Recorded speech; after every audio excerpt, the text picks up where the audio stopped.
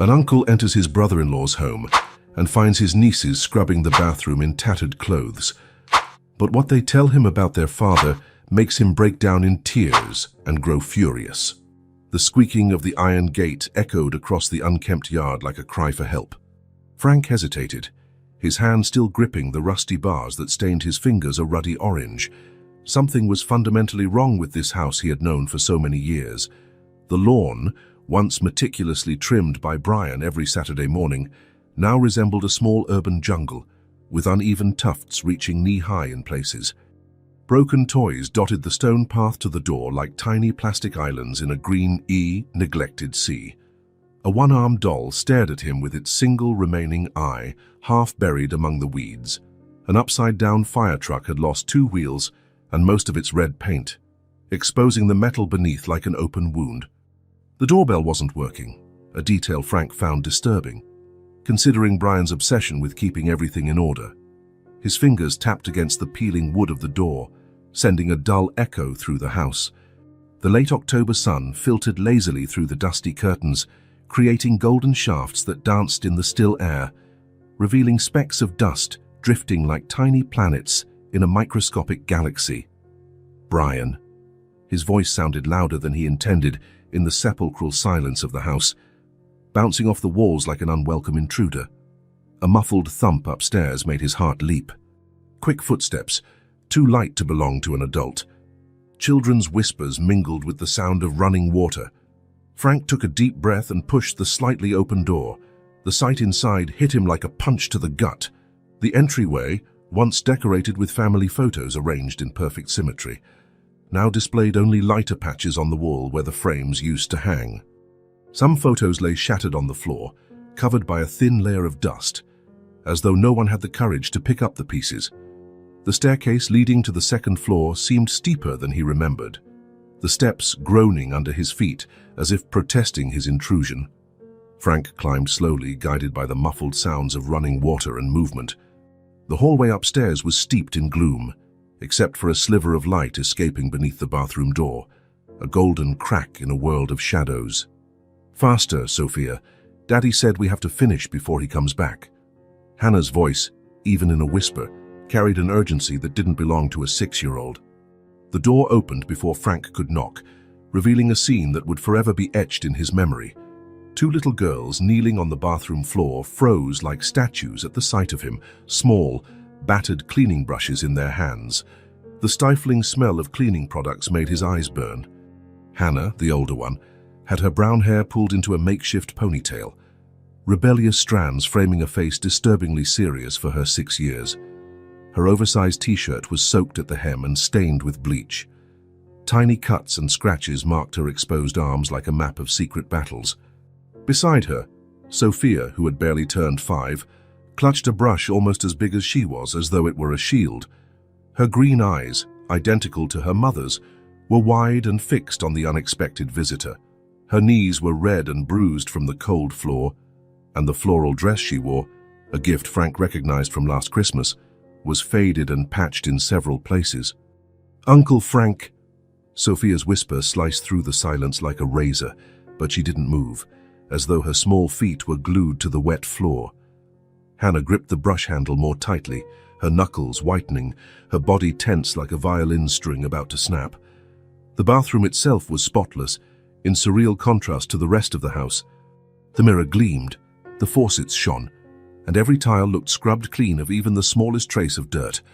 It was an obsessive, meticulous cleanliness that seemed impossible for children so young. "Girls!" Frank swallowed hard, his eyes scanning the clinically clean surroundings. The tiny red hands, the marked knees, the faces far too weary for their ages. "Where is your dad?" Hannah stood up slowly, positioning herself between Frank and her sister in a movement as subtle as it was instinctive. Her brown eyes, usually so expressive, now seemed distant, as though she were looking straight through him. "Daddy went out." Her voice was controlled, rehearsed, like she had practiced that response many times. "He'll be back soon." A barely perceptible change passed over Sophia's face at her sister's words. Her small fingers clutched the hem of Hannah's dress, a silent gesture seeking protection that made Frank's heart tighten. A distant slamming of a door downstairs startled both girls into perfect sync. Hannah grabbed her sister's hand with a speed that spoke of practice, of routine, of shared fear. "Hannah? Sophia?" Brian's voice echoed through the hallway, heavy with a tension Frank had never heard in it before. "Are you done yet?" Frank turned toward the stairs, his body instinctively blocking the view into the bathroom, a protective reflex he didn't even realize he was making. Heavy footsteps climbed each step, more sluggish than he remembered. In the fogged reflection of the mirror, he saw Hannah pull Sophia back, both moving in a silent, familiar choreography, like a dark dance long rehearsed. Brian appeared at the top of the stairs, crumpled grocery bags in one hand, keys still jingling in the other. His face, thinner and paler than Frank remembered, drained of color at the unexpected visitor's sight. Deep circles marked his eyes, and his once neatly trimmed beard was patchy and unkempt. His dress shirt, once a symbol of professional pride, was wrinkled and stained, missing a button near the collar. "Frank?" he whispered the name, barely audible. "What are you doing here?" The silence that followed was so thick it could have been cut with a knife. In the bathroom, a drip from a faucet not quite closed measured the time like a relentless metronome, each plink echoing like a silent accusation. The air was charged with unasked questions, untold truths, and a desperation that seemed woven into the very walls of the house. Frank could feel the weight of the girls' eyes on his back. He could hear their controlled breathing, like small frightened creatures trying to go unnoticed. The smell of bleach seemed stronger now, mingling with something else. Perhaps fear, perhaps secrets, perhaps the deafening absence of childlike laughter that should have filled this home. The grocery bag slipped from Brian's trembling fingers, spilling its contents across the hallway floor. An apple rolled until it stopped at Frank's feet, its shiny red surface reflecting the corridor's weak light like a droplet of blood. Mumbling some excuse about putting the groceries away, Brian hurried downstairs, leaving Frank alone with the girls. The silence weighed in the narrow hallway like a suffocating blanket. "How about you show me your toys?" His voice sounded overly cheerful even to himself. Hannah hesitated, her dark eyes studying her uncle's face as though searching for something. Sophia squeezed her sister's hand, an almost imperceptible gesture asking permission. "We have to finish cleaning first," Hannah replied, her voice small but firm. "Daddy gets mad if we don't finish all our chores." "I already finished my side," Sophia whispered, her fingers fiddling with the worn hem of her dress. "Hanny always double-checks, but I think it's good enough." Frank knelt down, leveling his gaze with the girls. "The bathroom is spotless. You both did a great job." He noticed the slight flinch in Hannah's posture at the compliment, as if kind words were strange and potentially dangerous. "We can show him our special hiding place," Sophia suggested, her green eyes momentarily lighting up with a spark of the innocence a 5-year-old should have.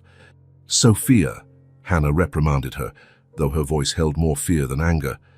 "Uncle Frank can keep a secret," Sophia insisted, tugging at her sister's sleeve. "He won't tell Daddy about Mr. Buttons." Hannah bit her lip, a nervous habit that reminded Frank so much of her mother that it made his heart ache. After a brief moment of silent deliberation, she nodded almost imperceptibly. The girls led him to the bedroom they shared, moving with deliberately soft steps over the threadbare carpet. The space was surprisingly organized for a child's room, with a precision that bordered on unnatural. The beds were perfectly made, and the few toys were lined up on a shelf like soldiers in formation. Sophia knelt next to her bed, carefully prying loose a board from the baseboard. From the makeshift hideaway, she pulled out a worn-out stuffed rabbit, missing an eye and covered with amateur stitching. "This is Mr. Buttons," she introduced in a reverent whisper. "Daddy says toys are for babies, but Hanny fixed him for me." Hannah kept watch by the door as her sister spoke, her shoulders tense, her small hands twisted in a nervous dance. "Sometimes," Sophia went on, stroking the rabbit's worn fur, "when Daddy's having a bad day, Mr. Buttons tells me stories so I won't cry. He's really brave." "Sophia likes to make up stories," Hannah quickly interrupted, a nearly imperceptible tremor in her voice. "Little kids do that." Frank noticed the faint bruises on Hannah's arms, partially hidden by the oversized t-shirt. She tugged the fabric down in an automatic gesture, when she realized where he was looking. "Does Mr. Buttons know how to keep secrets?" Frank asked softly, his heart pounding against his ribs. Sophia nodded solemnly.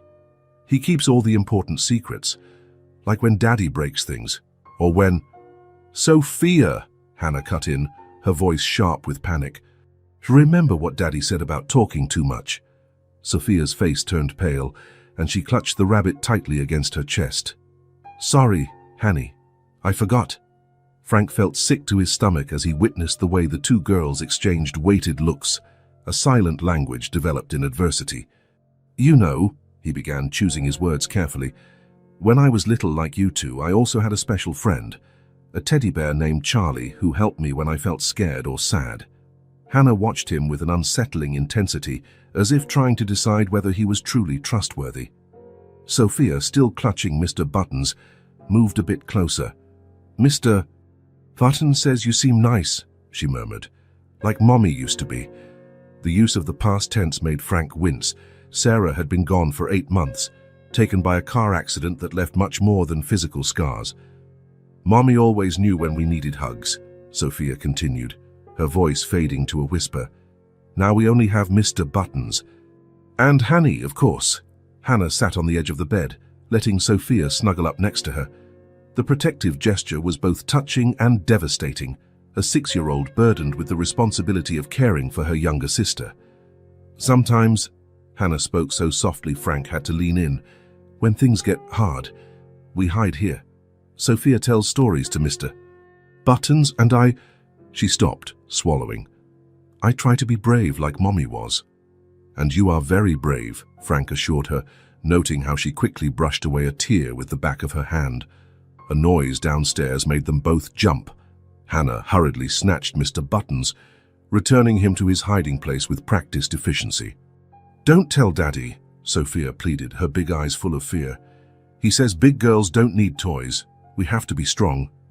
"And useful," Hannah added automatically, like reciting a well-worn lesson.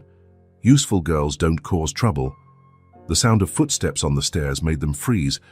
Hannah quickly pulled Sophia into a more casual position, grabbing a book from the shelf and opening it to a random page. "We're just reading Uncle Frank," she said loudly, clearly meant to be overheard through the door, "like good girls do." Frank felt his heart break at how they instantly transformed, masks of normality sliding over their young faces with unsettling ease. Sophia forced a smile, though her fingers still trembled on the open page. Brian's shadow passed by the crack beneath the door, pausing for a moment before continuing down the hallway toward his office. Only when his footsteps faded did the girls relax, if only a little. "Uncle Frank?" Sophia whispered after a tense moment of silence. "Mr. Buttons wants to know if you'll come back to visit us." Hannah said nothing, but her eyes met Frank's with a weight no child should bear, a mix of hope and fear, of pleading and resignation. "Of course I'll come back," he promised, his voice rough with contained emotion. "And you can count on me to keep Mr. Buttons' secrets." A small smile, the first genuine one he'd seen all afternoon, appeared on Sophia's face. Hannah remained serious, but something in her posture relaxed the tiniest bit, as if a fraction of the burden she carried had been shared. Frank returned the next day, a discreet bag of cookies hidden in his coat pocket. He found the girls in the yard, sweeping up dry leaves with brooms bigger than they were. Hannah stopped mid-motion upon seeing him, her hands tightening on the broom handle. "Daddy's at work," she informed him, her eyes checking the empty street. Sophia dropped her broom, a hesitant smile lighting up her face. "Mr. Buttons said you'd come back." They sat on the porch steps, sharing the cookies with the caution of those savoring a rare treasure. Frank noticed how Hannah carefully slipped a few into her pocket, probably to save for later. "How was your day?" he asked, watching how Sophia unconsciously scooted closer to her sister whenever a car drove by. "It was a good day," Hannah responded automatically. "We did all our chores." "And Daddy didn't break anything last night," Sophia added in a low voice, cookie crumbs falling onto her dress. "He just stayed in his office with that awful smell." Hannah shot her sister a warning look, but Frank had already picked up on it. "What awful smell?" "That smell from the brown bottle," Sophia explained in her heartbreaking innocence. It makes Daddy act different. Sometimes he cries and talks to Mommy's picture. Other times... Sophia, Hannah interrupted, her voice trembling. Frank gently placed a hand on Hannah's. It's okay. You can tell me about Daddy's different moods. Hannah swallowed hard, eyes fixed on the unswept leaves. Some days he's sad, some days he's angry, and there are days... She paused, taking a deep breath. Days... He doesn't even seem like our dad. Like Tuesday, Sophia whispered, when he broke all the plates. Were you scared? Frank asked softly. Hannah shook her head. We can't be scared. We have to be strong and useful, and then clean up afterward. Hanny hid me in the closet, Sophia went on, her fingers playing with the hem of her dress. She always hides me when Daddy's having a really bad day. Frank felt tears burning at the corners of his eyes. Who hides you, Hannah? The silence that followed was deafening. Hannah shrugged, a gesture so adult and resigned that it broke Frank's heart. I'm the oldest, she said simply, as though that explained everything. Sophia leaned her head on her sister's shoulder. Sometimes Hanny cries in the bathroom, really quietly, but she thinks I don't know. Hannah quickly wiped away a tear. I don't want Daddy to be sad again. He already suffers so much without Mommy. But what about you? Frank asked, his voice thick with emotion. You two miss her too. We can't, Hannah whispered. If we cry, Daddy gets mad. He says he already has too many problems. Yesterday, Sophia began, her voice trembling slightly, I spilled milk on the floor. Daddy turned red, like he does on the bad days. But Hanny said she was the one who spilled it. Frank looked at the faint bruise on Hannah's arm with new understanding. She pulled her sleeve down, avoiding his gaze. You know none of this is your fault, right? The girls exchanged uncertain glances. Clearly, the thought had never occurred to them. But if we were more careful, Hannah started. No, Frank cut her off firmly. No child should have to be that careful in their own home. A car engine noise made all three of them jump. Hannah quickly got up, pulling Sophia along with her. We have to finish the leaves before Daddy comes back, she said, fear evident in her voice. Please don't tell him we stopped. Frank watched the two return to their work, their small figures hunched over those oversized brooms. His mind was already forming a plan. He needed professional help, documentation, evidence. He needed to act quickly but carefully. Uncle Frank, Sophia called as he prepared to leave. Mr.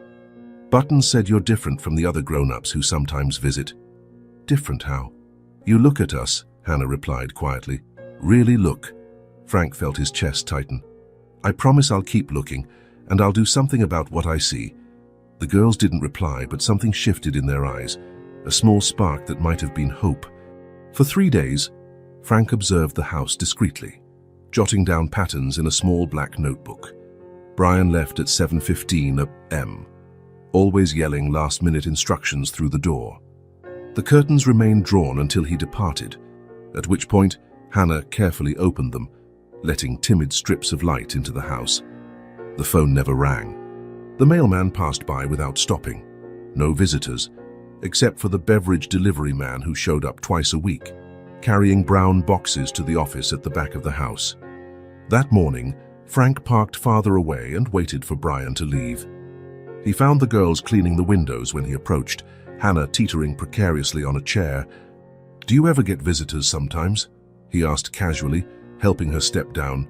Not anymore, Hannah answered, wringing out the wet cloth. Daddy says people don't understand our special situation. Aunt Marie tried to visit once, Sophia added, scrubbing the lower part of the window. Daddy got really mad. Said she wanted to take us away from him. Hannah shuddered at the memory. He locked all the doors after that, and he disconnected the phone because he said people only call to cause trouble. Frank made a mental note. Marie, Sarah's sister, had tried to sound the alarm months earlier. No one believed her. What about school? He asked, noticing how the girls exchanged looks. Daddy homeschools us now, Hannah explained. He says it's safer, that teachers ask too many questions. Like when Ms. Peters saw my bruised arm, Sophia murmured. Daddy got so mad that we had to change schools. After that, he decided it was better if we stayed home. Hannah quickly changed the subject, her eyes checking the clock constantly. We have to finish before lunch. Daddy calls to check if we're following the schedule. Frank noticed the sheets of paper taped to the fridge. Meticulous lists of chores, rigid schedules, endless rules scrawled in Brian's uneven handwriting. House rules: helpful girls are quiet. Chores first.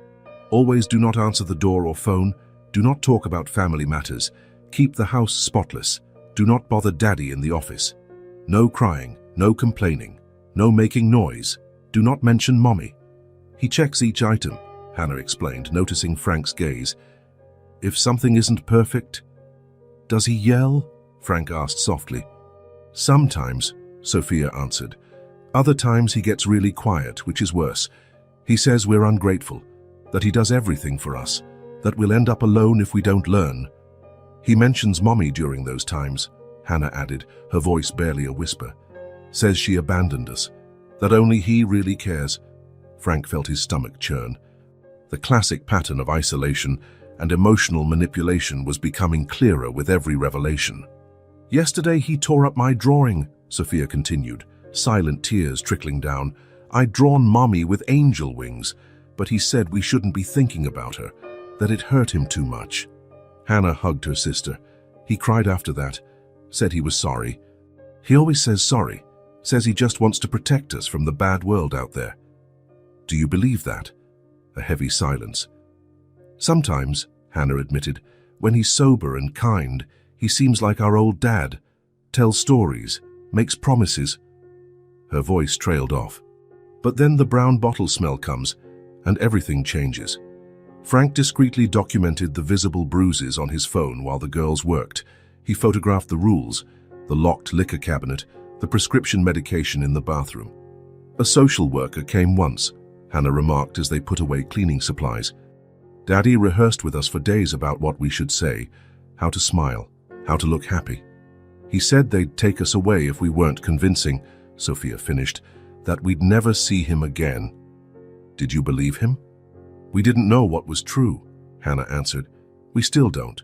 Sometimes, yet when he's really angry, we wish someone would take us. Other times, we're scared, Sophia concluded simply. Frank watched how they moved around the house, always on alert, always in sync, always ready to please or hide. Their trauma was etched into every gesture, every cautious look, every studied silence. He says no one will believe us, Hannah whispered as she put the last cleaning product away. We're just kids. He's a devoted father who lost his wife. I believe you, Frank said firmly, his notes already forming a substantial dossier, and I'm going to make others believe you too. The girls didn't answer, but for the first time since he started visiting, they didn't check the clock obsessively. A tiny act of defiance, a small crack in the wall of fear Brian had built around them. Frank knew he had to act soon. Every day in that house was another day of psychological damage, of normalizing the absurd, of small pieces of childhood dying away. As he said goodbye, he noticed a new drawing hidden under Sophia's mattress, 3 figures smiling tentatively, a timid son in the corner. No rules, no fear, no brown bottles. A fragile hope on a wrinkled piece of paper. Brian's office smelled of whiskey and despair when Frank walked in without knocking.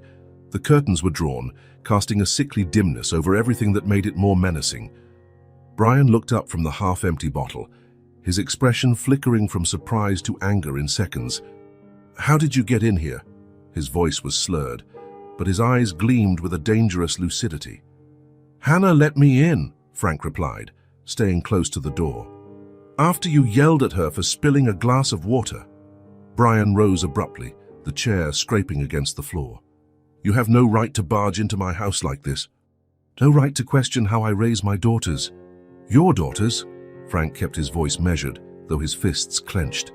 The ones you forced to clean this house like maids. The ones you terrorize with your angry outbursts. You don't understand anything. Brian slammed the desk, toppling the bottle.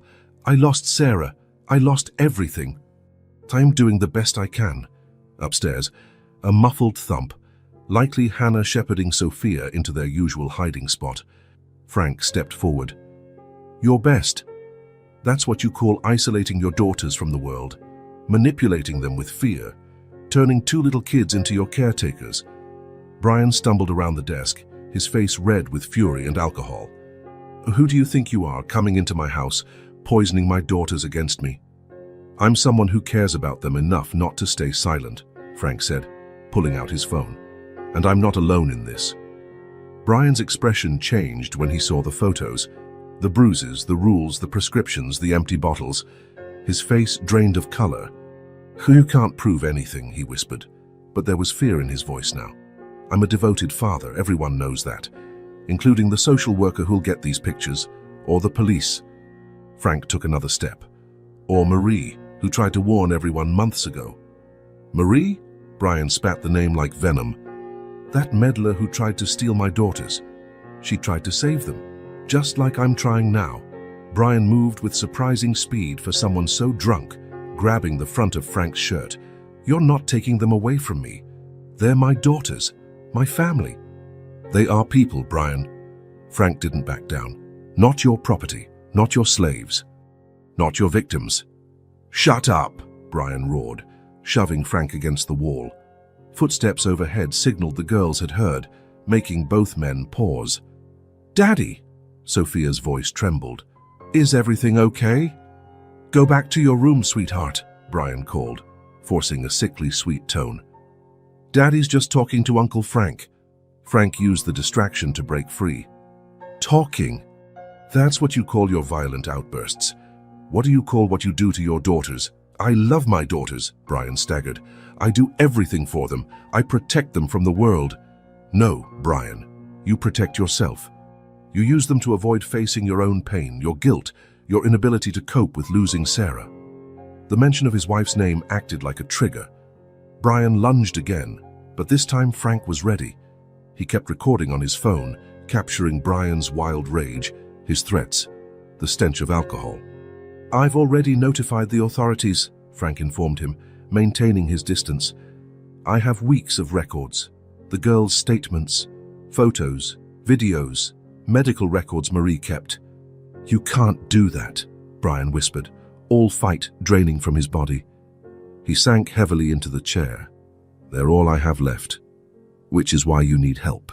Frank's tone softened. "You're destroying them, Brian. Destroying yourself." Footsteps on the stairs made both men turn. Hannah stood in the office doorway, pale but resolute. Sophia hid behind her, clutching Mr. Buttons. "Don't hurt Uncle Frank," Hannah pleaded, her small voice steady. "Please, Daddy." Brian covered his face with his hands, sobs shaking his shoulders. I'm sorry. Frank positioned himself between Brian and the girls. "Go to your room, pack a small bag with essentials, okay? We're going to stay at Aunt Marie's for a few days." "No!" Brian stood, staggering. "You can't take them. You can't leave me." Sirens pierced the night air, red and blue lights flickering across the walls through the cracks in the curtain. "Police!" A commanding voice called from outside. "Open the door." Hannah gripped Sophia's hand, tears silently trailing down her cheeks. Brian glanced from his daughters to Frank, his anger replaced by absolute devastation. "I just wanted to protect them," he murmured, sinking into the chair again. "I just wanted to keep my family together." "I know," Frank replied gently, guiding the girls out of the office. "But sometimes, to protect them, you have to admit you need help." The front door opened. Heavy boots, professional voices, the metallic sound of handcuffs. Hannah and Sophia clung to Frank, trembling. "It'll be okay," he promised, knowing it would be a long road before that promise became reality. "You're safe now." As the officers entered the office, Frank picked up Mr. Buttons from where Sophia had dropped him on the floor. The battered rabbit, silent witness to so much suffering, seemed to smile faintly in his arms. "Can we take him?" Sophia whispered against his shirt. "Of course you can," Frank answered, watching the police lead Brian away. "You won't need to hide who you are or how you feel anymore," Hannah sobbed quietly, months of repressed emotions finally finding release. Sophia hugged her, and for the first time the older sister allowed herself to be comforted. Outside, curious neighbors gathered. Marie arrived breathless, tears in her eyes as she saw her nieces. The Child Protective Services staff was already in place, ready to begin the legal process. Frank knew this was only the beginning. There would be statements, therapy, a long healing process. But as he looked at the girls, now safe in their aunt's arms, he saw something that hadn't been there before. Hope. Mr. Buttons, still in his arms, seemed to agree. Karen's office in Tokyo was a monument to Japanese efficiency. From the window on the 42nd floor, she watched the city while gripping the phone so hard her knuckles turned white. On the other end of the line, Frank was revealing a reality that sounded like a nightmare. "What do you mean you didn't get any of my emails?" Her voice wavered. "I sent photos, videos, daily messages for the girls. Brian controlled everything," Frank explained gently. "We found dozens of fake email accounts on his computer." He'd reply, pretending to be you or the girls, keeping up the illusion of communication. Karen sank into her chair, her legs unable to support her. On her laptop screen, she opened the family folder. Hundreds of emails sent over 3 months, all apparently answered lovingly. A meticulously crafted lie. "Their messages seemed so real," she whispered. "Little details about their daily life, small stories. How could he have known all that?" "He interrogated them," Frank said, barely containing his anger. "Forced them to reveal every detail of their routine, then used that information to fabricate responses. It was part of the psychological control." Karen opened a recent photo Hannah had supposedly sent. She was smiling alongside a drawing. Now Karen noticed the tension in her daughter's shoulders, the fear in her eyes she had mistaken for shyness. "He told the girls you were too busy for video calls," Frank went on, "that the time difference in Tokyo made it impossible. He always had some believable excuse, and I believed him." Karen covered her mouth, stifling a sob. "When they seemed distant the few times we managed to talk, I thought they just missed me, that they were adjusting." Frank took a breath before continuing. "We found your journal, Karen. Pages where you wrote your concerns about his behavior before your trip. Brian photographed them. He used your own fears and doubts to craft responses that sounded authentic." The memory hit her like a punch. Those small arguments before she left, his insistence that she accept the career opportunity, his promises that he'd take care of everything. "He planned this," she realized, horror dawning. "Used my absence, my guilt about leaving them." "Karen," Frank interjected gently, "he's a skillful manipulator. He isolated you just as much as he did the girls." She pulled an envelope from her desk drawer, crumpled from the week before. Divorce papers, supposedly sent by her with a letter explaining how distance had changed her feelings. Another lie. "The social workers want you back as soon as possible," Frank continued. "The girls need you. But we also need to document all of this. Every fake email, every fabricated message." Karen was already typing an email to her superior, requesting an immediate return. On her screen, the fake messages glowed under a new light, each word carefully selected to keep the lie going, to fuel her guilt, to justify the girl's growing silence. "Hannah tried to warn me," she realized, opening a message from months ago. "Here. She wrote she missed me the way the sky misses the stars when it's cloudy. That's not something a 6-year-old would say." "He punished them if they tried to ask for help," Frank explained. "We found a notebook where Hannah kept the letters she really wanted to send you. Pages and pages of cries for help that never made it to you." The sound of rustling papers on the other end of the line. Frank read an excerpt. "Mommy, today Daddy broke the bathroom mirror. He said it was because he saw your face in it." Sophia cried, "But he said it was her fault for being loud." "I wish I could really send you this letter." Karen covered her face, tears flowing freely now. "How did I not see this? How did I let this happen?" "He built his manipulation gradually," Frank replied. "First isolating you both from friends and family, then controlling communications. By the time you left for Tokyo, he'd already prepared the ground." On her computer screen, Karen opened a folder of old photos, the family smiling at a picnic, the girls playing in the yard, Brian hugging them with apparent warmth. How had that man become a monster? Or had he always been and she just didn't want to see it? "The girls," she hesitated. "Do they hate me?" "No," Frank replied firmly. "They miss you, deeply. Hannah keeps every real photo she has of you. Sophia still sleeps with the unicorn plush you gave her before you left." Karen shut her eyes, recalling the airport goodbye, Brian's encouraging smile, his promises to take care of everything, the girls' tight hugs, all part of his plan. "We found records of blocked calls," Frank continued. "Marie, your sister, tried contacting you dozens of times. Brian intercepted them all, convinced the girls that the family had abandoned you. So what now? How do we even begin to fix all this?" "One day at a time," Frank answered. "The girls are in therapy. Brian is in custody, facing multiple charges. Marie's been amazing with them, but they need their mother." Karen was already organizing documents, making calls, preparing to return. Each fake email she reread fueled her determination. Each forged photo strengthened her resolve. "There's one more thing," Frank hesitated. "We found videos on his computer, recordings of the girls being forced to tape messages for you. He made them repeat it until they seemed happy enough." Karen nearly dropped her laptop as she stood abruptly. Outside the window, the city buzzed on, oblivious to the world crumbling on the 42nd floor. "I'm taking the first available flight," she declared, her voice finding strength in anger. "And Frank, thank you for being who I should have been. For noticing something was wrong. You were a victim too, Karen," he replied gently. "Brian manipulated everyone, but now we can start rebuilding." After hanging up, Karen opened one last photo, the whole family smiling before everything fell apart. Her daughters looked so small, so innocent. Brian's smile now seemed more threatening than loving. As she packed her laptop, an old message from Sophia blinked on the screen, a line that now took on a new meaning. "Mommy, sometimes I imagine you're a superhero on a secret mission, that one day you'll come back and save everyone." Karen wiped her tears and closed the laptop. It was time to turn that childish fantasy into reality. Her daughters had waited far too long for a rescue. The interview room felt too small to contain so much trauma. Hannah sat stiffly in the oversized chair, her feet dangling as the camera recorded her testimony. The forensic psychologist, Dr. Martinez, kept her voice gentle and professional.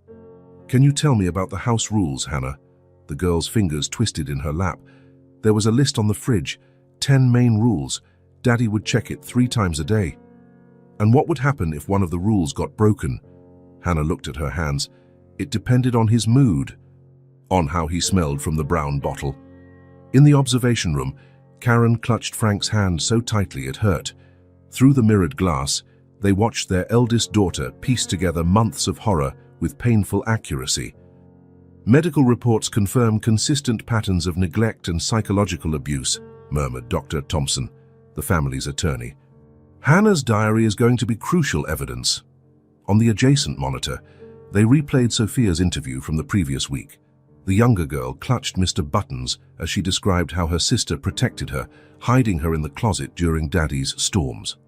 "Judge Peterson is known for his firm stance on child abuse cases," Dr. Thompson continued, stacking a fresh pile of documents. "With the physical evidence, the girls' testimonies, and the record of digital manipulation, we have a strong case." The door opened silently. Marie entered with a thick folder. "We found more. Deleted emails from the main server, recorded conversations, pharmacy records." "He kept track of everything?" Karen asked, voice quavering. "Abusers often document their acts," Dr. Martinez explained, joining them during a break in the interview. "It's a way to relive their power."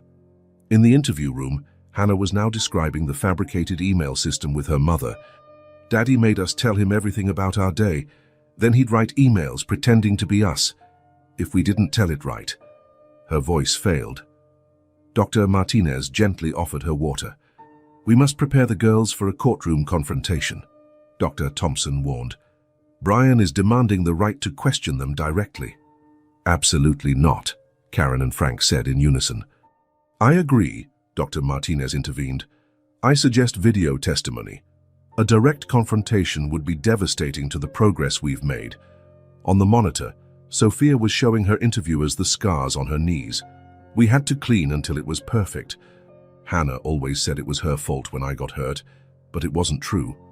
The prosecution wants to use the social isolation pattern as an aggravating factor," Dr. Thompson said, "withdrawing them from school, cutting off communication, alienating family. What about the proof of communication tampering? Frank asked. Fake emails, forged messages. Cybercrimes is preparing a full report. Brian wasn't as careful as he thought about hiding his tracks. In the adjacent room, Hannah had begun to cry quietly. I tried to be strong like Mommy wanted. I tried to protect Sophia, but sometimes it was too hard. Karen stood abruptly, tears streaming down her face. Marie wrapped her in a hug. You were a victim too, she whispered. He manipulated all of us. Dr. Thompson cleared his throat softly. The preliminary hearing is next week. Brian is going to argue Karen's travel was parental neglect. He literally forged documents asking for a divorce, Karen retorted, her voice gaining strength from anger. Faked my signature, manipulated evidence, which actually works in our favor, the attorney nodded, shows premeditation, a consistent pattern of manipulation. On the monitor, Sophia was showing the secret hiding place where she kept Mr. Buttons. It was our safe spot. Hannah told me stories about Mommy so I wouldn't be so scared. The door opened again. An assistant entered with more folders. Complete phone records, sir. All the blocked calls, intercepted messages. How long? Karen asked softly. How long until they can start healing? Dr. Martinez sighed. Childhood trauma is complex, but they have something crucial: real family support, unconditional love. Now they have safety to start processing. In the interview room, Hannah found a moment of composure. I want other kids to know it's not their fault. Sometimes grown-ups do bad things, but it's not because we deserve it. Karen covered her mouth, stifling a sob. She insists on testifying, Dr. Thompson said gently. She wants to look her father in the eye and prove she's not afraid anymore. She won't be alone, Frank stated firmly. Neither of them is alone anymore. The rest of the afternoon passed in a haze of legal documents, strategy meetings, and psychological reports. The pile of evidence grew, each page another facet of the nightmare Brian had systematically created. The judge has already granted the protective order, Dr. Thompson informed them as they prepared the final paperwork. Brian isn't allowed near you or to attempt any contact. And the girls? Karen asked. How do we protect them during the trial? We've triggered all relevant protocols, Dr. Martinez replied. A new school with staff trained in trauma, regular therapy, a controlled environment. The priority is giving them a sense of normalcy and safety. On the monitor, Sophia had fallen asleep hugging Mr. Buttons. Hannah, in a room next door, was drawing a picture of her family. Not as it was, but as it could be. No fridge rules, no darkness, no fear. We're going to win this, Dr. Thompson asserted, closing his folder. The system failed these girls before, but it won't fail them now. Karen gazed at her daughters through the glass. Hannah, carrying far too much on such small shoulders. Sophia, finding comfort in a worn-out stuffed rabbit, both survivors of a war they never should have experienced. It's not just a legal battle, she said softly. It's a fight for their childhood, for the right to be just children again. Frank placed a hand on her shoulder. And this time, we fight it together. In the interview room, Hannah had finished her drawing. A reunited family, genuine smiles, a bright sun in the corner. And in the hands of the figures representing her and Sophia, no cleaning supplies, just flowers and toys. It was a silent promise, a hope rendered in crayon. And on the other side of that glass, an entire team was preparing to turn that drawing into reality. Dr. Martinez's office was lit only by the soft glow of a desk lamp when Frank arrived with the latest findings. On the table, a stack of notebooks found in a false closet panel in Brian's house revealed a meticulous history of calculated cruelty. He documented everything, Frank said, his voice hoarse. Like a sick social engineering project. The therapist adjusted her glasses, leafing through pages scrawled in Brian's crooked handwriting.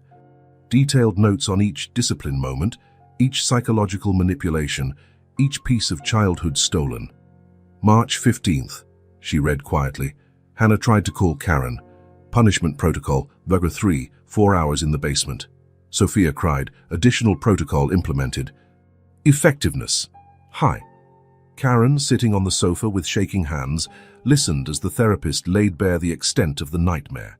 He had an entire system, Frank explained, spreading out diagrams found on Brian's computer, studied psychological manipulation techniques, implemented them, documented them as if they were experiments. April 7th, Dr. Martinez continued. Sophia mentioned missing her mom during dinner, implemented gaslighting technique number 4, convincing her that Karen called yesterday and she forgot. Hannah tried to defend her sister, activated punishment protocol number 2. Downstairs, the girls were in a session with another therapist, drawing out their experiences when words failed them. Hannah's newest artwork revealed details her voice couldn't yet convey, dark shadows around a distorted father figure, tiny silhouettes hidden in corners, clocks marking hours of terror. "We found this in the girls' room," Frank said, handing her a smaller notebook covered with faded stickers. Hannah's secret diary. Karen opened it with trembling hands, recognizing her daughter's careful handwriting. "Dear Diary, today." Daddy broke Sophia's phone because it played Mommy's song. He said we needed to forget her, that she didn't love us anymore. Sophia cried a lot, so I had to be strong for both of us, like always. Sometimes, when he drinks from that brown bottle, he talks to Mommy's picture. He yells that she ruined our family. Then he cries and apologizes, promises he'll change. But he never changes. I hid Sophia in the closet again today. She's getting better at staying quiet, but I hate seeing her like this. Kids should be able to laugh, right? That's what our teacher said once, before Daddy took us out of school. Dr. Martinez jotted down quick notes as Karen read from the diary, silent tears staining the pages. "Hannah's level of awareness is extraordinary," the therapist commented. "She developed incredibly sophisticated survival mechanisms for her age." "At the cost of her childhood," Frank muttered bitterly. The next pages revealed an ever-growing catalogue of daily horrors, written from the unique perspective of a child trying to make sense of the senseless. "Daddy locked all the windows today, said the world outside wants to hurt us, that only he can protect us. But who protects us from him?" Sophia asked about Aunt Marie yesterday. "Daddy got so mad he broke the family photo frame. I had to clean up the shards while he shouted about traitors and lies. Sophia was so scared she wet the bed. I managed to wash the sheets before he noticed. Today I found an old picture of Mommy smiling. I hid it under my mattress, but Daddy found it during his inspection. He tore it up in front of me, saying we needed to learn to live without her." Sophia cried, "So he punished her in the dark basement. I sang to her through the door until she fell asleep." Frank handed the therapist a flash drive. "The videos are worse. He recorded disciplinary sessions like case studies. On the computer screen, grainy footage showed Brian forcing the girls to film artificially cheerful messages for their mother, take after take, until they were convincing enough. We need the jury to see the extent of this psychological conditioning," Dr. Martinez said, pausing a particularly disturbing clip. "How he turned love into a weapon, safety into imprisonment." "Hannah already agreed to testify," Frank noted. "She said she wants to look him in the eye and show she's not afraid anymore." "And Sophia? She can't talk about everything yet," Karen answered, closing the diary. "But her drawings." They spread Sophia's recent artworks across the table, page after page of figures without mouths, houses without doors, black suns in empty skies, and in every corner, the same little stuffed rabbit, Mr. Buttons, watching over everything, the only silent witness to her trauma. "What's most concerning, Dr. Martinez pointed to a series of Brian's notes, "is how he used the girls' love for each other, threatening Sophia to control Hannah, exploiting her protective instincts as a tool of manipulation. And it worked," Frank added bitterly. "Hannah took every blame, every punishment, trying to shield her sister." Downstairs, they heard Sophia begin to cry in her session. Hannah's soft singing drifted through the ceiling, a lullaby Sarah had once used, now a survival tool. "The trial starts next week," Frank reminded them. "How do we prepare the girls to face all this in public?" Dr. Martinez took a deep breath. "Hannah is more ready than we think. She's been saving evidence for months, drawings, notes, even hidden audio recordings in her teddy bear. It's like she knew we'd need to prove it all someday." "And Sophia? She has Mr. Buttons." The therapist smiled gently. "It may seem simple, but that rabbit represents her first real act of rebellion, a secret she and Hannah kept from Brian, a connection to who they really are beyond the trauma. Karen stood by the window, where the sun was setting in soft shades that felt incongruous with the day's revelations. "How do we rebuild from here?" she asked, her voice cracking. "How do we help them be children again?" "One day at a time," Frank replied, joining her, "and this time they have all the support they need." Downstairs, Hannah had started singing a new song, not a lullaby, but something more upbeat. Sophia's voice joined in timidly, gaining confidence. It was a small moment of victory, two sisters rediscovering their voices, their courage, their ability to find joy despite everything. "They're stronger than Brian ever imagined," Dr. Martinez remarked, gathering the files for court. "He tried to break their spirits, but only strengthened the bond between them." Frank nodded, remembering the first day he saw them in the bathroom, so frightened, so controlled. Now, even though they still had a long way to heal, there was a spark of hope in their eyes, a growing understanding that the nightmare was truly ending. "The trial will be tough," he admitted, "but they're not alone in this fight anymore." Karen wiped away tears, straightening her shoulders. Downstairs, the girls kept singing, their voices stronger, freer, echoing through the house like a liberation anthem. The taxi pulled up in front of the house at 3:47 a.m. Karen jumped out, leaving her luggage on the curb as she ran to the door. Frank waited on the porch, his face somber under the faint light. "Where are my daughters?" Her voice shook. "They're with Marie. They're safe." Karen staggered, leaning against the wall. The neglected yard, the dark windows, the oppressive silence, all screamed that something was terribly wrong. "I need to see them now," she insisted, already turning back to the taxi. Frank gently held her arm. "First, you need to see something." Inside, the house was a museum of everyday horrors. Frank led her methodically, illuminating each piece of evidence with a flashlight, the list of rules on the fridge, the cleaning products stored beneath the sink, stains of bleach on the bathroom floor. "No," Karen whispered, touching the marks of small knees on the tiles. "No, no, no." In the girls' bedroom, Frank opened the closet, clothes meticulously arranged by color and size, all showing signs of overuse and amateur repairs. "Hannah sewed Sophia's dresses," he explained quietly, "so they wouldn't bother Brian asking for new clothes." Karen grabbed a t-shirt from the shelf, pressing it to her face. It still smelled like her daughter's, mixed with cleaning products. "Why didn't they tell me?" Her voice cracked. "How did no one see?" Frank switched on the bedroom light, revealing even more devastating details: drawings hidden under the mattress, Hannah's secret diary, claw marks on the doorframe where small fingers had gripped during disciplinary sessions. "Brian intercepted all communication," he explained, handing her a folder. "These are the real emails from the girls, the ones he never let you see." Karen sank onto Hannah's bed, hands shaking as she opened the first page. "Mommy, today Daddy smashed the phone because I played our song. He said you don't love us anymore, but I know that's not true. You promised to come back and you always keep your promises. Please come back soon. Sophia cries every night. I try to be strong like you taught me, but sometimes I want to cry too, love Hannah." He intercepted everything?" Karen asked, tears flowing freely. Frank nodded, opening Brian's laptop. "He created fake accounts, forged replies, manipulated photos. Built an alternate reality where you were always too busy for calls, always having connection issues." The evidence piled up, blocked call logs, deleted emails, edited messages, a web of lies meticulously woven to isolate mother from daughters. "He'd punished them if they tried to contact you directly," Frank continued. "Hannah developed a code in the letters she managed to send, tiny signals she hoped you'd notice." Karen reread old messages with new understanding, odd phrases, veiled cries for help, details that seemed off. How had she missed it? "Show me," she demanded, her voice hardening with anger. "Show me everything." Frank hesitated. "Karen, I need to know.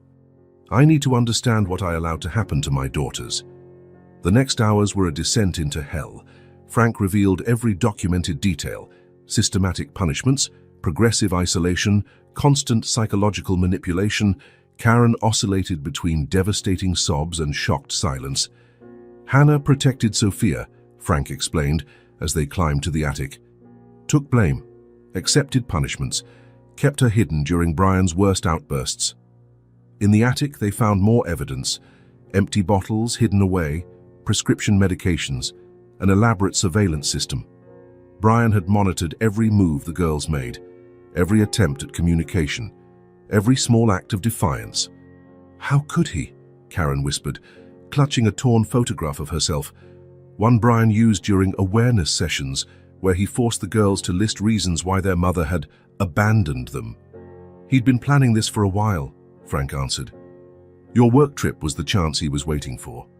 Total isolation, total control. In Brian's office, they found notebooks detailing his family re-education project, pages and pages of notes on psychological manipulation techniques, discipline schedules, clinical observations on the girls' conditioning. Karen vomited after reading the first pages. She choked, wiping her mouth. They'll hate me. They must think I abandoned them. No, Frank broke in firmly. They never lost faith in you.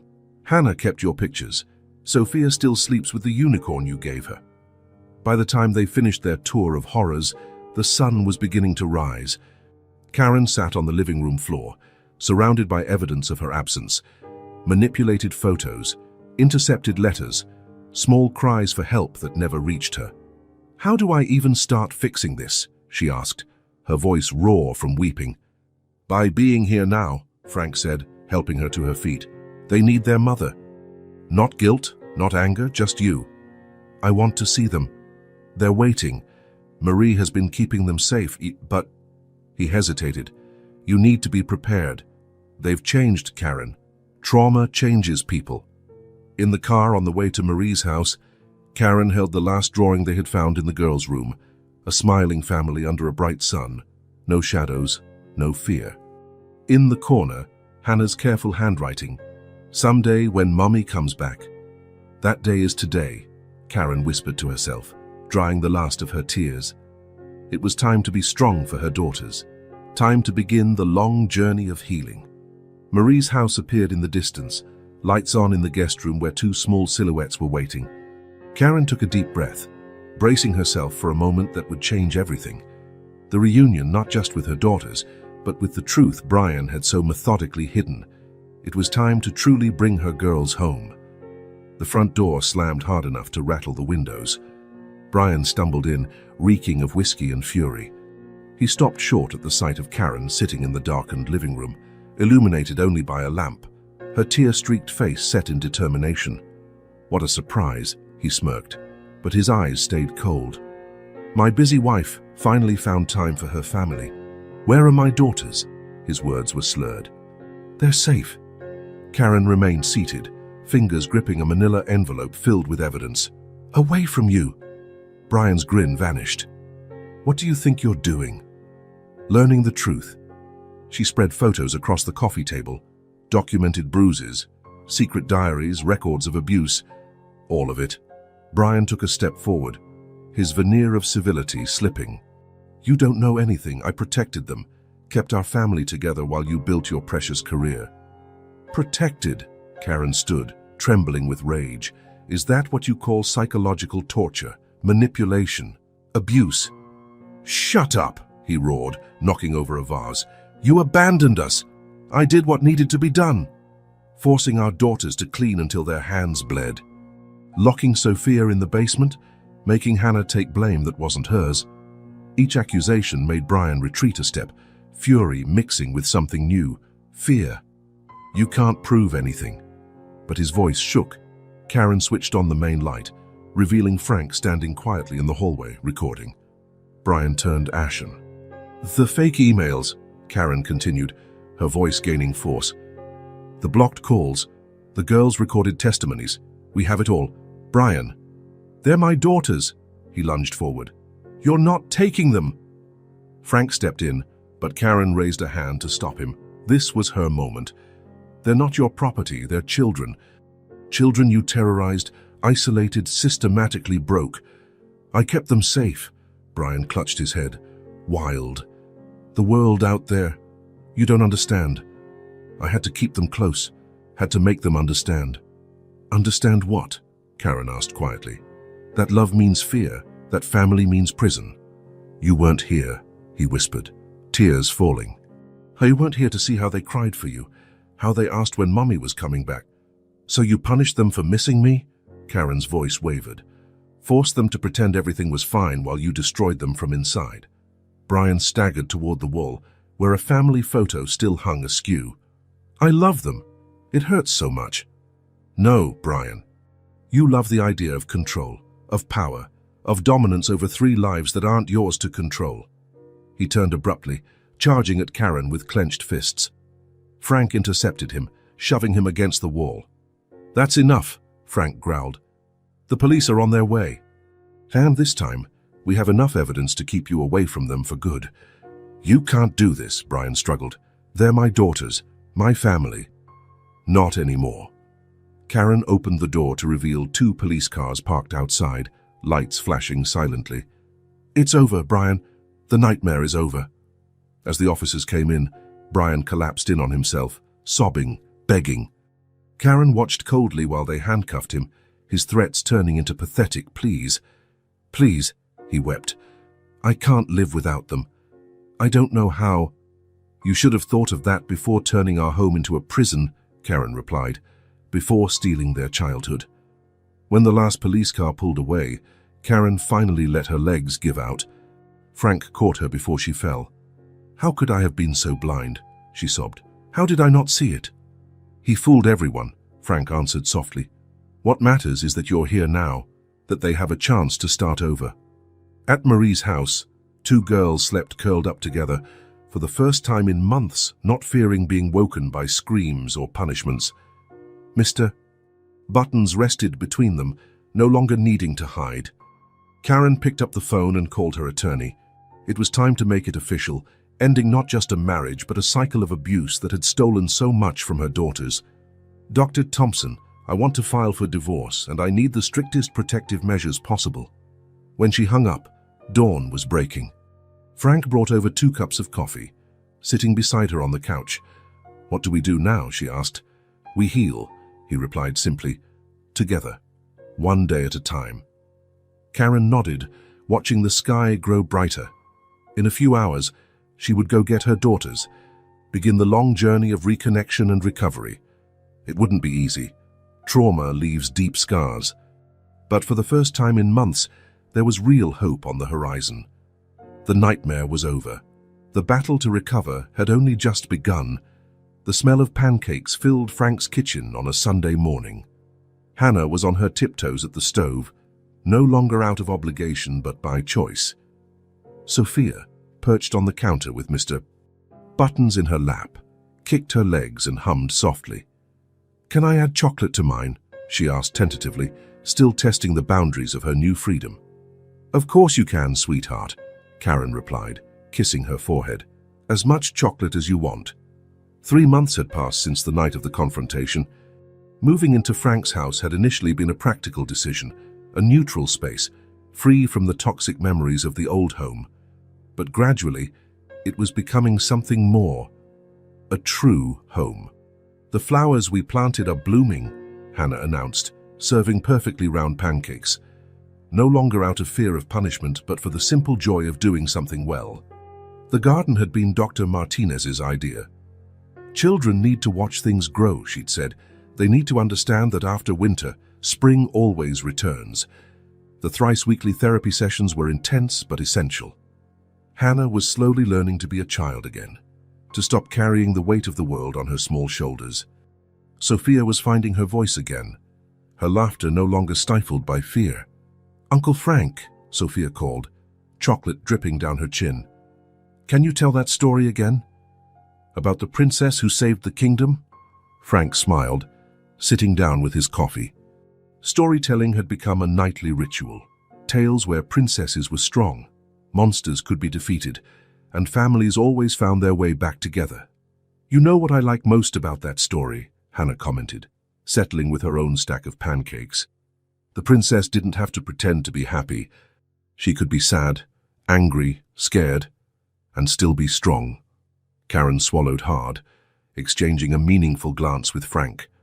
Moments like these, of clarity, of healing, were precious. The walls now displayed new drawings, not dark, silent scenes, but explosions of color and life. Sophia's latest piece showed 5 figures: herself, Hannah, Karen, Frank, and Mr. Buttons, all holding hands under a smiling sun. "Mom," Hannah called softly during dessert, "can we visit Daddy someday?" The question hung in the air like a heavy cloud. Karen took a deep breath, choosing her words carefully. "If and when you want to," she answered, "but only when you're really ready and with the proper support." Brian was undergoing treatment, serving time in a facility that combined detention with intensive therapy. The letters he sent every week were carefully reviewed by the psychology team before they reached the girls. "Sometimes I miss him," Sophia said quietly. "The dad from before. The one who laughed and played with us." "It's normal to miss him," Frank interjected gently. "We can love someone and still recognize that they hurt us." Family sessions with Dr. Martinez helped them process these complicated moments. The therapist emphasized the importance of allowing every emotion, even the confusing and contradictory ones. That afternoon, while the girls played in the backyard, a sound that still filled Karen's heart with joy, Frank found her quietly crying on the porch. "They're laughing," she whispered. "Really laughing, without fear, without pretending." The progress was visible in small details. Hannah no longer obsessively checked if everything was clean. Sophia no longer cringed when someone raised their voice. Both of them were slowly learning that love doesn't come with conditions. Their new routine had structure without rigidity. There were rules, but based on mutual respect, not fear. The girls attended a school specialized in helping traumatized children, making friends for the first time in months. "Look, Mom," Sophia called from the yard. "I made a flower crown for Mr. Buttons." The stuffed rabbit, finally free of its hiding place, sat proudly at their makeshift picnic on the grass. Hannah had made sandwiches, not because she had to, but because she wanted to share something with her sister. "Can I take a photo?" Karen asked, always careful to ask permission. The girls posed, smiling, cheeks flushed from the sun and their newfound freedom. Frank snapped a few more photos, capturing spontaneous moments of joy, Hannah pushing Sophia on a swing, the two of them rolling in the grass without worrying about getting dirty. That night, during bath time, now a playful moment rather than a terrifying one, Hannah whispered something that made Karen's heart skip a beat. "I think I finally understand what a real family is." "What's that, sweetheart?" "It's being able to be ourselves, to make mistakes, to cry, to laugh, and knowing nobody's going to stop loving us because of it." In the girls' bedroom, now decorated with vibrant colors and soft lighting, Karen and Frank took turns telling stories. No longer whispered horror tales in the dark, but rather stories of hope, resilience, and unconditional love. And the princess discovered, Frank narrated, that her true strength didn't lie in being perfect but in being real, accepting help when she needed it, crying when it hurt, laughing when she was happy. "Like us?" Sophia asked, hugging Mr. Buttons, her eyes heavy with sleep. "Exactly like you," Karen replied, kissing both girls on the forehead. "My little warriors." Later, after the girls were asleep, Karen found a new drawing Hannah had tucked under her pillow. It showed 2 side-by-side scenes.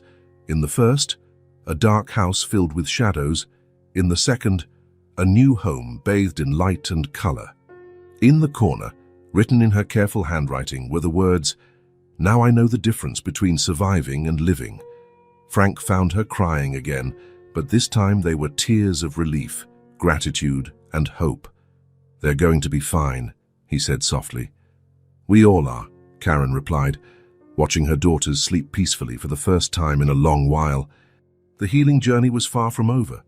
There would still be tough days, setbacks, scars that needed time to mend.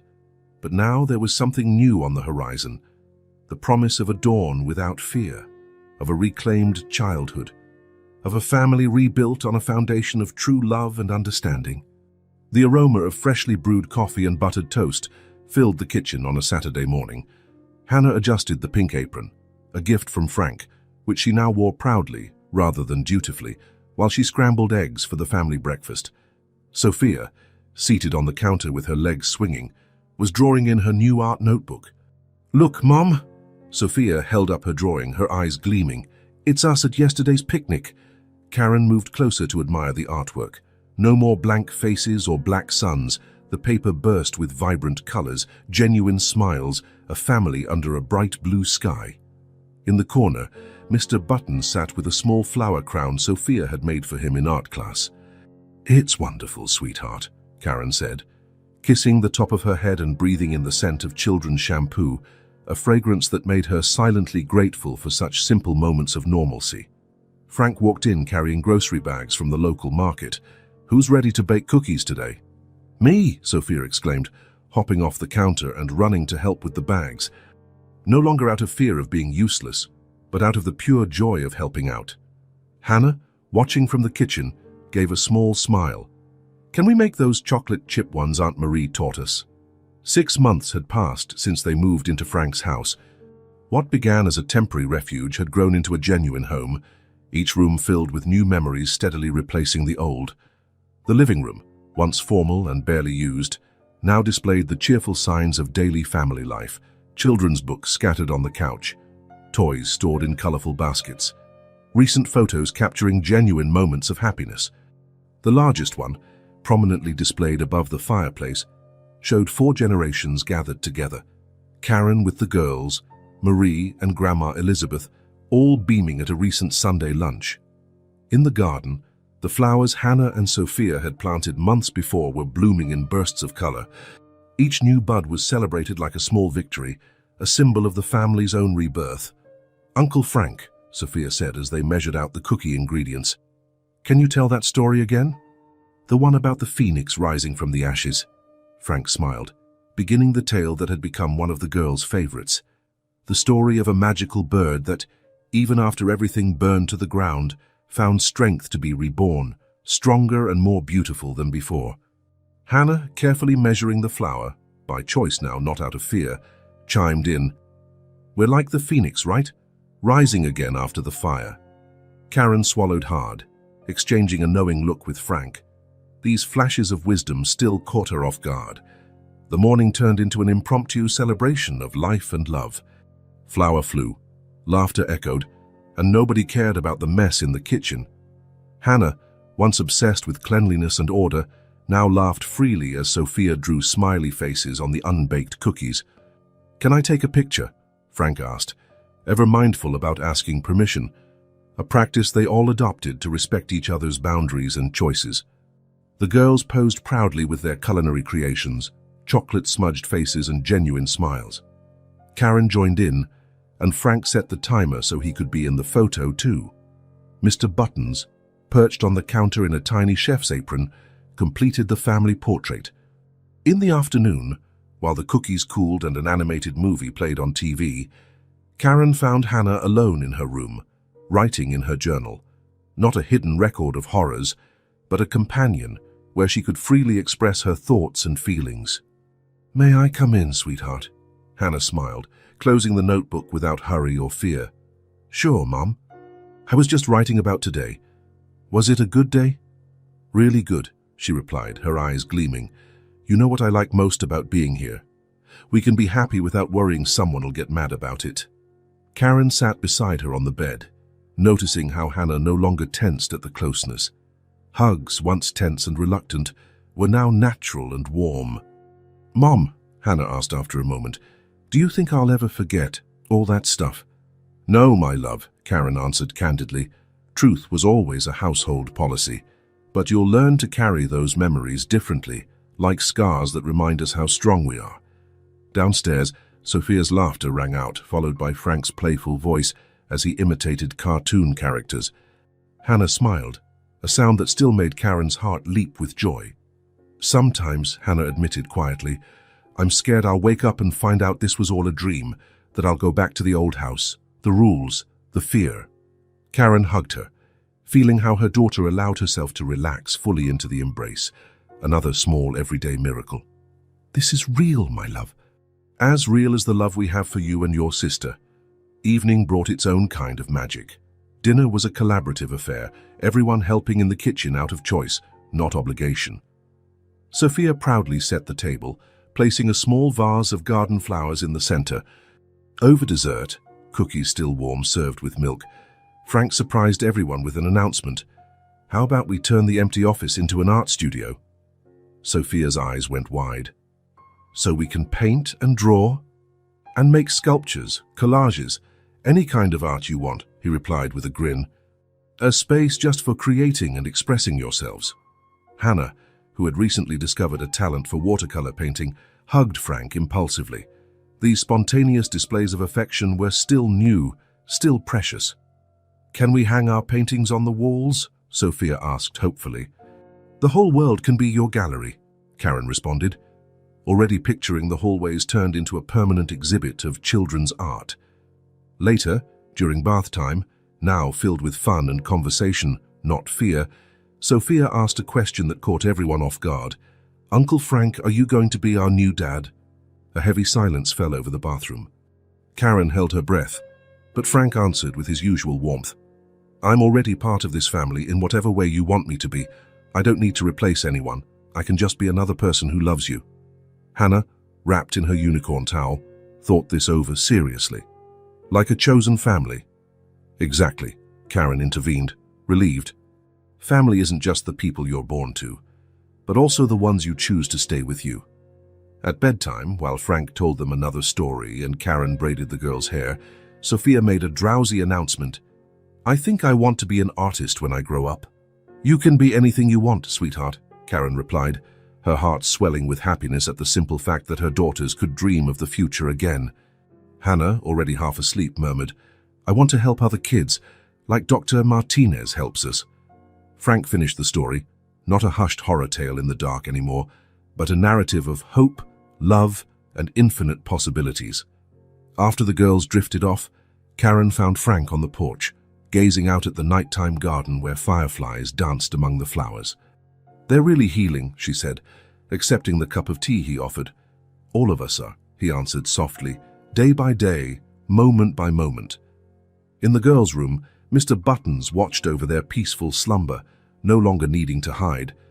The walls, once bare and cold, now showcased a growing collection of art, each piece a small triumph over fear, each color a celebration of reclaimed freedom. The house was quiet, but not with the oppressive silence of before. It was the tranquil hush of a home where love needn't be earned or fought for. It simply existed, unconditional and real. In her new diary, Hannah had written something that perfectly summed up their journey. "Today I learned that family is like a garden. It needs care, love, and patience. Sometimes the flowers wilt, but with enough love, they can always bloom again. Our family is like that, growing stronger and more beautiful every day." And so, under a star-filled sky on a serene night, a new family continued on their path of healing and rediscovery, proving that even from the ashes of the past, love can blossom into something lasting and beautiful. The courtroom was silent as Judge Peterson stood to deliver his final ruling. Karen held her daughter's hands while Frank and Marie completed a protective circle around them. A full year of legal battles came down to this moment. "Having considered all the evidence," the judge began, his grave voice echoing through the room, "this court grants full and permanent custody of the minors, Hannah and Sophia Miller, to their mother, Karen Miller." Hannah squeezed her mother's hand, silent tears streaming down her face. Sophia hugged Mr. Buttons more tightly. He had received special permission to be present on this crucial day. "Furthermore," the judge continued, "the defendant Brian Miller is prohibited from any unsupervised contact with the minors until he completes his rehabilitation program and is deemed fit by a psychiatric board." From the front row, Dr. Thompson offered a discreet smile, organizing the final stack of documents that had helped build the case. Months of meticulously gathered evidence, carefully recorded testimonies, a history of abuse finally brought to light. As they left the courthouse, the autumn sun painted the sky in hopeful hues. Hannah paused on the steps, taking a deep breath. "Is it really over?" she asked softly. "The nightmare is over," Karen confirmed, hugging her daughters close. "Now we start a new chapter." Back at home, the house that had truly become theirs, there was a modest celebration waiting. Marie had decorated the living room with colorful balloons, and on the kitchen table sat a cake with pink frosting declaring, "Our new life begins today." "I have an announcement," Karen said during their small party. "The publisher accepted my book." Everyone paused, smiles spreading. Over the past few months, Karen had channeled her experiences into writing a book about surviving and recovering from family trauma. Rising from the Ashes, a guide for families in recovery, would be published the following spring. "Mom's going to be an author," Sophia announced proudly, getting frosting on her new dress, and, wonderfully, nobody minded the mess. "And I have another announcement," Frank added, his kind smile lighting up the room. "The foundation approved our proposal. Project Phoenix, as they called it, would become a support center for families who had survived abuse. Karen would be the executive director, combining her corporate experience with her new life mission." "Can we help other kids?" Hannah asked, her eyes shining with renewed purpose. The little girl who once carried the world's weight on her shoulders now dreamed of lessening others' burdens. "That's exactly what we'll do," Karen confirmed. The afternoon turned into a celebration of not just the end of a battle, but the beginning of countless possibilities. In the garden, where autumn flowers still danced in the soft sunlight, Hannah and Sophia revealed their newest creation, a mural they had painted on the backyard wall. "It's our family tree," Hannah explained, pointing to the different figures. "But not just by blood, by heart too." The mural depicted a large tree with deep roots and branches reaching out to include various people. Karen, Frank, Marie, the grandparents, and even Mr. Buttons had a special place among the colorful leaves. "What about this empty space?" Frank asked, noticing a branch with no names. "It's for the people we'll still meet and love," Sophia replied, with the simple wisdom of a child whose heart was learning to open again. That night, after the guests had gone and the house was quiet once more, Karen found her daughters in the new art studio. Hannah was painting with watercolors, her talent blossoming under the guidance of a supportive teacher, while Sophia stitched a new outfit for Mr. Buttons. "Mom," Hannah called, showing off her latest painting. "I painted our phoenix." The majestic bird in the painting rose from golden flames, its wings spread wide, not in despair but in celebration. Within its multicolored feathers shone reflections of a family reborn, vibrant with hope. "It's for the support center," she explained, "so other kids will know they can fly again too." Karen embraced her daughter, marveling at her ability to transform pain into beauty, fear into hope. "You know what I like most about the phoenix?" Sophia asked, looking up from her sewing project. "It never flies alone. There are always other phoenixes around." "Like our family," Frank said from the doorway, carrying hot chocolate for everyone, a new tradition for special evenings. Sitting on the art studio floor, surrounded by creativity and love, they shared their hopes for the future. Hannah spoke of studying child psychology. Sophia dreamed of artistic endeavors. Karen and Frank exchanged knowing smiles, determined to do whatever it took to nurture these dreams. "There's something I've been wanting to ask," Frank said after a moment. "If you'll all allow it, I'd like to officially be part of this family." His request hovered in the air like gentle snowflakes, soft, full of promise. "You already are our family," Hannah answered first, eyes shining. "But now it can be on paper too?" Sophia asked hopefully. Karen looked at the man who had been her safe harbor in the storm, who had helped rebuild not just a house but a home. "Yes," she whispered, tears of joy escaping. 1,000 times yes. Later, after tucking the girls in, no longer fearful of the dark but drifting off to colorful dreams, Karen found a new drawing by Sophia. It showed their expanded family, all holding hands, with a simple phrase in her childlike handwriting: "Love is stronger than fear." In what used to be the office, now repurposed as a planning space for the support center, Frank and Karen put the finishing touches on Project Phoenix. The walls displayed artwork by the girls, each piece a testament to healing and hope. "You know what I've realized?" Karen remarked, looking at a recent family photo taken at the beach. "We're not just surviving anymore. We're really living." Frank nodded, fully understanding. Upstairs, their daughters slept safely, no longer haunted by nightmares.